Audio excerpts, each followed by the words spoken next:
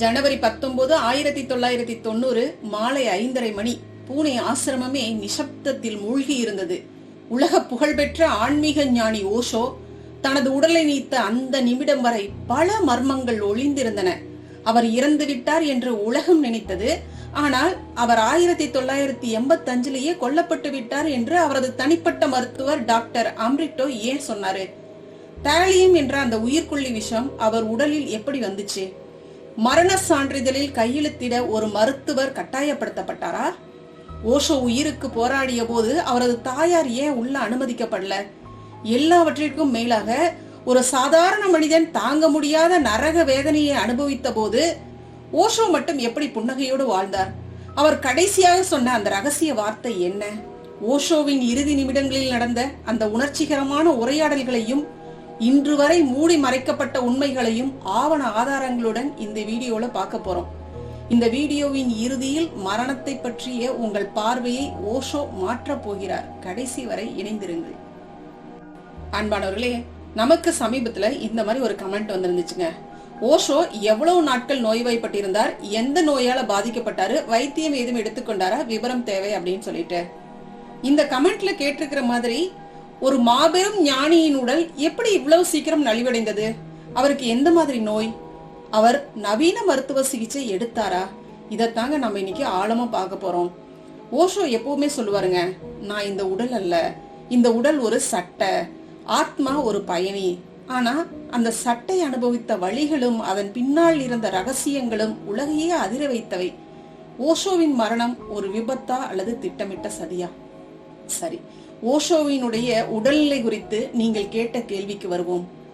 Osho சிறுவயதிலிருந்தே asthma மற்றும் allergy ஆகியவற்றால் பாதிக்கப்பட்டவர். வாசனை திரவியங்கள், தூசு போன்றவை அவருக்கு கடும் பாதிப்பை எப்பவுமே ஏற்படுத்தும். 1970களின் இறுதியில அவருக்கு தீவிரமான நீரிழிவு நோய் மற்றும் முதுகுத்தண்டுவட பாதிப்பு ஏற்பட்டுச்சு. இதற்காக அவர் பல இயற்கை மருத்துவ முறைகளை பின்பற்றினாலும் வலி தாங்க முடியாத போது நவீன மருத்துவத்தையும் நாடினாரு. ஒரு ஞானியாக இருந்தாலும் உடலின் தர்மத்தை அவர் மதித்தார். 1985 ஓஷோவினுடைய வாழ்க்கையில் ஒரு கருப்பு பக்கம் அப்படின்னு தாங்க சொல்லணும். அமெரிக்காவில் அவர் கைது செய்யப்பட்ட போது அங்குள்ள சிறையில அவருக்கு தாலியம் என்ற கதிரியக்க மெதுவான விஷம், அதாவது ஸ்லோ பாய்சன் செலுத்தப்பட்டதாக ஓஷோவும் அவருடைய சீடர்களும் குற்றம் சாட்டினார்கள். அதற்கு பிறகுதாங்க அவருடைய உடல்நிலை அதல பாதாளத்துக்கே சென்றது. எலும்பு வலி சாதாரண மனிதர்களால் தாங்க முடியாத அளவுக்கு எலும்புகள் உடைவது போன்ற வலியை அவர் அனுபவிச்சாரு. நோய் எதிர்ப்பு சக்தி சிதைவு, ஒரு சிறு காய்ச்சல் கூட அவரை தீவிரமாக பாதித்தது. நரம்பு தளர்ச்சி, கைகளில் நடுக்கம் மற்றும் முடி உதிர்தல் போன்றவை ஏற்பட்டுச்சு. வைத்தியம் எடுத்தாரா என்ற கேள்விக்கு பதில் ஆமாங்க. பூனே ஆசிரமத்தில் அவருக்கு சிகிச்சை அளிக்க ஐரோப்பிய மருத்துவ குழு எப்போதும் இருந்தது. டாக்டர் அம்ரிட்டோ அவரது தனிப்பட்ட மருத்துவராக இருந்தாரு. ஆனா அந்த விஷத்தின் வீரியத்தால் ஓஷோவின் உடல் எந்த மருந்துக்குமே கட்டுப்படல. என் உடல் இப்போது மருந்துகளை ஏற்க மறுக்கிறது என்று அவரே கூறினார். மரணத்திற்கு சில மாதங்களுக்கு முன்பு அவரால் தினமும் 1 மணி நேரம் கூட பேச முடியவில்லை. உடல் வலியால் துடித்தாலும் அவர் முகத்தில் எப்போதும் ஒருவித புனிதமான அமைதி இருந்தது. ஓஷோவின் விழிப்புணர்வு மரணம். ஜனவரி 19 மாலை 5 மணி. ஓஷோவின் உடல் தன் கடைசி போராட்டத்தை நடத்தி கொண்டிருந்தது. டாக்டர் அம்ரிட் கண்ணீருடன் அவருக்கு உயிர்காக்கும் கருவிகளை பொருத்த முயன்றார். அப்போது ஓஷோ மெதுவாக கண்களை திறந்து அம்ரித்தின் கையை பிடித்து சொன்ன அந்த வார்த்தைகள் இன்றும் நம் காதுகளில் ஒலிக்கின்றன. ஓஷோவின் குரல் ஆழ்ந்த அமைதியுடன், அம்ரித், விட்டுவிடு, பிரபஞ்சம் அதன் நேரத்தை தீர்மானித்து விட்டது. என் உடல் இனி இந்த ஆத்மாவை தாங்கும் சக்தியை இழந்து விட்டது. என்னை சுதந்திரமாக போகவிடு, நான் கிளம்ப தயாராகிவிட்டேன். அவர்களே, ஓஷோவினுடைய உயிர் பிரிந்த அந்த நேரம் மாலை 5:30 மணி. ஆசிரமத்துல இருந்தவர்கள் சொன்ன ஒரு செய்தி இன்றும் மர்மமாவே இருக்கு. அவர் கண்களை மூடிய போது அந்த அறையில் ஒரு விதமான நறுமணம் வீசியதாம். மரணத்திற்கு சில நாட்களுக்கு முன்பு ஓஷோ சொன்ன மிக ஆழமான வரிகள். வாழ்க்கை ஒரு பாடல் என்றால் மரணம் அதன் உச்சகட்டம். ஒரு பாடலின் கடைசி வரி எப்படி அந்த பாடலையே முழுமையாக்குமோ அப்படித்தான் மரணம் வாழ்க்கையை முழுமையாக்குகிறது. நான் ஒரு பாடலை பாடி முடித்து விட்டேன். இப்போது அந்த நிசப்தத்தை ரசிக்கப் போகிறேன். தனது சீடர்களுக்காக அவர் விட்டு சென்ற மிக முக்கியமான வார்த்தைகள். நான் உங்களுக்கு எதையும் கொடுத்து செல்லவில்லை, ஒரு கனவை தவிர. அந்த தியானம் என்ற கனவை நீங்கள் நனவாக்க வேண்டும். நான் இறந்த பிறகு என் சமாதிக்கு வராதீர்கள். உற்று நோக்குங்கள்.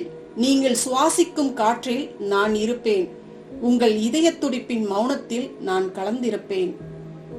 விஷம் கொடுக்கப்பட்டு உடல் நரக வேதனையை அனுபவித்த போது அவர் சொன்ன கவிதை வரிகள். வலி என்பது ஒரு மேகம் போன்றது. அது என் உடலை சுற்றி நகர்கிறது. ஆனால் நான் அந்த மேகத்தை பார்க்கும் ஒரு வானம். மேகங்கள் வரலாம் போகலாம், ஆனால் வானம் எப்போதும் தூய்மையானது, அசையாதது. நான் அந்த நீல வானமாக மாறிவிட்டேன். அடுத்து அவர் சீடர்களுக்கு சொன்ன செய்தி, தன் உடல் மறையும் முன் தன்னை நேசிக்கும் கோடிக்கணக்கான சீடர்களுக்கு அவர் ஒரு ரகசியத்தை சொல்லிவிட்டு சென்றார். அது மரண வாக்குமூலம் அல்ல, அது வாழ்க்கையின் ரகசியம். ஓஷோவின் இறுதி வரிகள். நான் எங்கே போவேன்? நான் எங்கும் போகவில்லை. நான் உங்கள் தியானத்தில் இருப்பேன், உங்கள் மௌனத்தில் இருப்பேன். நீங்கள் எப்போதெல்லாம் விழிப்புணர்வுடன் இருக்கிறீர்களோ அப்போதெல்லாம் நான் உங்களோடு இருப்பேன். என் மரணத்தை அழுகையோடு அல்ல, கொண்டாட்டத்தோடு வழியனுப்புங்கள். அந்த மர்மமான புன்னகை. மருத்துவ உலகம் வியந்த ஒரு விஷயம் என்ன தெரியுமா? ஒரு சாதாரண மனிதனாக இருந்தால் தாலியம் விஷத்தின் வழியில் துடிதுடித்து கதறுவான். ஆனால் ஓஷோ தன் உடலில் ஏற்படும் வலியை ஒரு சாட்சியாக நின்னு கவனிச்சாரு. வலி உடலுக்குத்தான், எனக்கல்ல என்ற உண்மையை அவர் வாழ்ந்து காட்டியிருக்கிறாரு. அவர் முகம் இறக்கும் போது கூட அவ்வளவு தேஜஸோடு இறந்ததாக அங்கிருந்தவர்கள் கூறுகிறார்கள். ஓஷோவின் சமாதியில் இன்றும் ஒரு வாசகம் பொறிக்கப்பட்டிருக்கிறது. அதுதான் இந்த வீடியோவினுடைய சாரம்சமே. Never born, never died, only visited this planet Earth between December 11, 1931 to Jan 1990. இத தமிழ்ல அழகா சொல்லணும் அப்படின்னா, ஓஷோ என்ற மனிதன் பிறக்கவும் இல்லை, இறக்கவும் இல்லை. டிசம்பர் 11, 1931 முதல் ஜனவரி 19, 1990 வரை இந்த பூமிக்கு சுற்றுலா வந்திருந்தார்.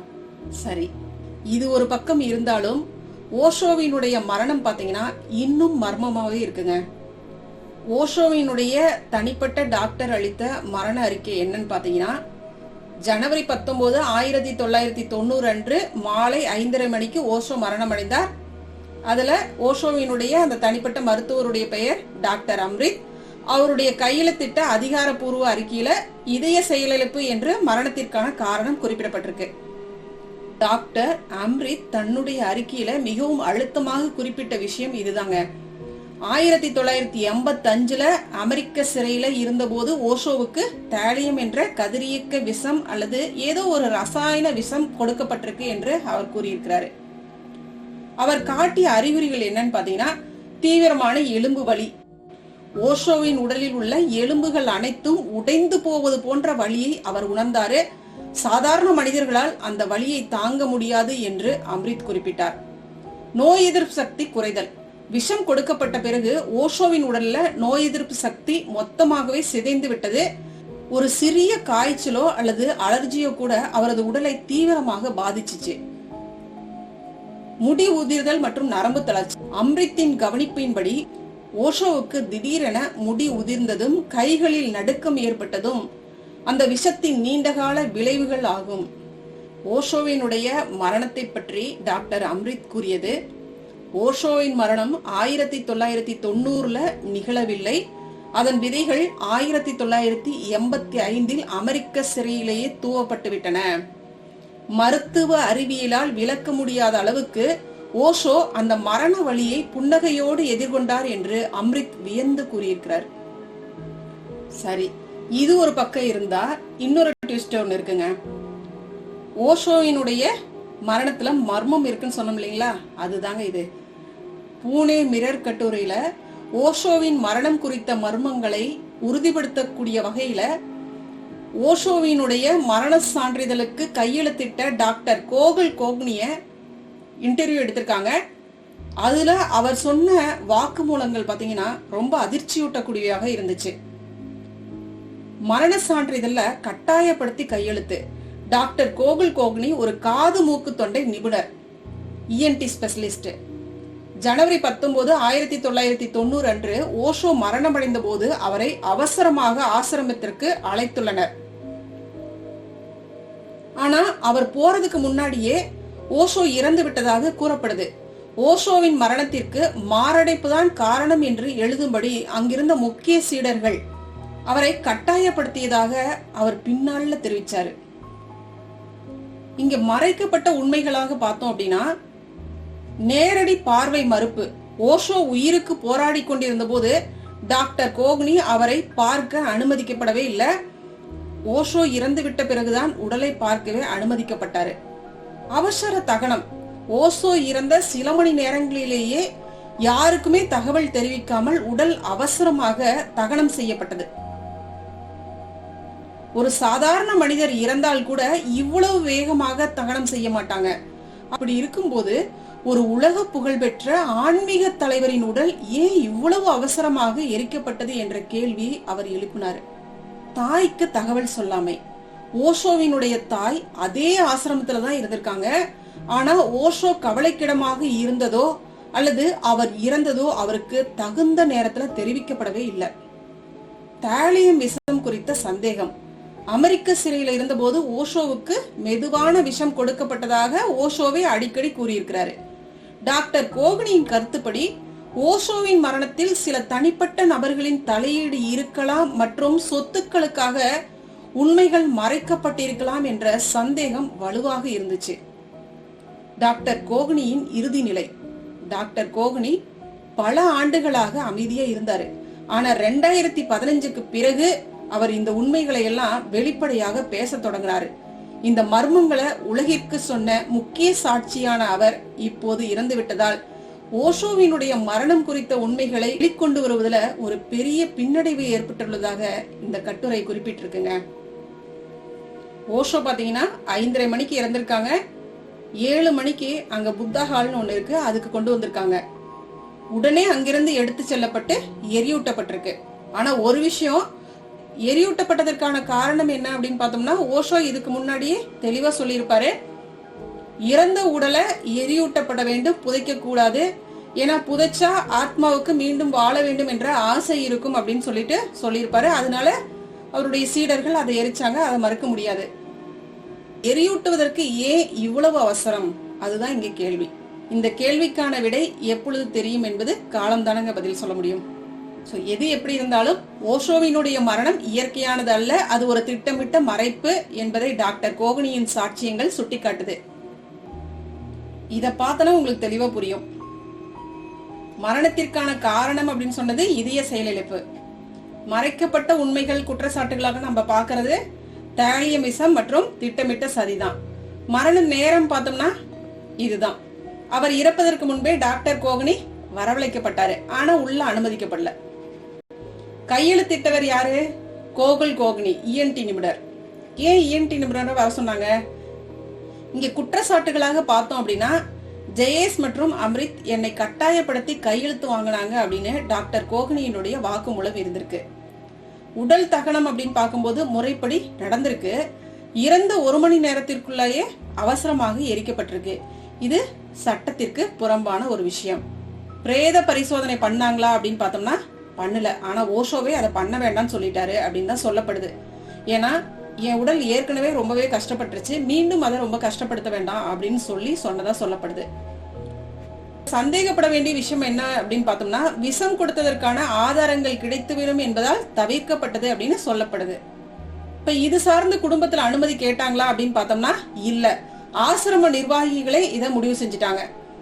ஆசிரமத்திலேயே இருந்திருக்காங்க அவங்களுடைய அம்மா, ஆனா அவங்க கிட்டயே எந்த அனுமதியும் பெறப்படவும் இல்ல. ஓஷோ இறந்த செய்தி கூட தாமதமாக தான் அவங்களுக்கு தெரிவிக்கப்பட்டிருக்கு. மொத்தத்துல ஓஷோவினுடைய இறப்பிற்கான மூலம் அப்படின்னு பார்த்தோம் அப்படின்னா, அமெரிக்க சிறையில கொடுக்கப்பட்ட விஷம் தான் அவருடைய மரணத்திற்கான அடிப்படை விதையாவே அமைஞ்சிருக்கு. அன்பானவர்களே, விமர்சனம், ஓஷோ, இது ரெண்டையும் நம்மளால தனித்தனியா பிரிச்சு பார்க்க முடியாதுங்க. அவ்வளவு விமர்சனங்களை எதிர்கொண்டவர் தான் ஓஷோ.